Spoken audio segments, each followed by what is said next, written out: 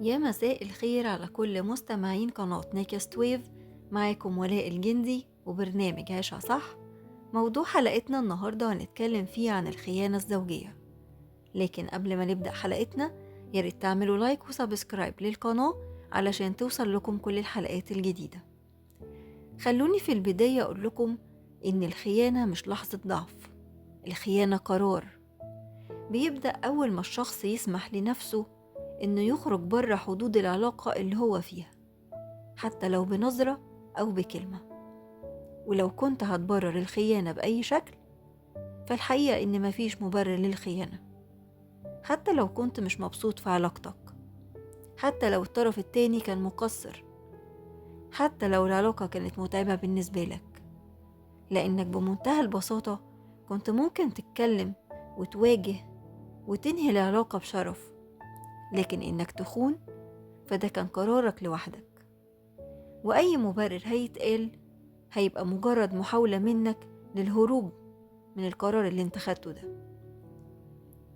وفي سؤال هنا هيفرض نفسه، وهو في ليه ناس بتخون رغم انها بتحب شريك حياتها؟ طبعا بنسمع الإجابة المعتادة: أنا بحب شريك حياتي بس ضعفت. طبعا الكلام ده وهم، لأن الحب الحقيقي عمر ما هيكون فيه خيانة، لأن زي ما الحب اختيار فالخيانة كمان اختيار. في ناس بتخون عشان مش قادرة تتحكم في نفسها، وفي ناس بتخون عشان مش مقدرة النعمة اللي في ايديها، وفي ناس تانية بتخون لمجرد انها عندها فرصة للخيانة. لكن في كل الأحوال أي شخص بيخون هو شخص اختار بكامل إرادته إنه يعمل كده، لأن لو الطرف التاني كان مقصر فالمفروض إنك تتكلم معاه. لو العلاقة متعبة بالنسبة لك فالمفروض تدوروا على حلول. طيب لو مفيش حلول، يبقى الاحترام بيقول إنك تخرج من العلاقة دي بمنتهى الشرف، مش تهرب منها بالخيانة. طب لو حصلت خيانة نتصرف إزاي؟ الموضوع هنا بيختلف من شخص للتاني. في حد بيقدر يسامح وحد ما يقدرش، لكن في كل الأحوال انت مش لازم تسامح، مش مجبر يعني على إنك تسامح.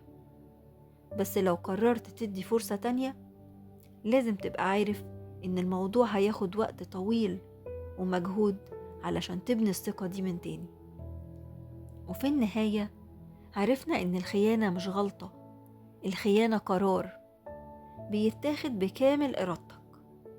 ولو في حاجة أهم من إنك ما تخونش فهي إنك ما تبررش الخيانة ولا تحمل الطرف التاني ذنب القرار اللي انت خدته ده.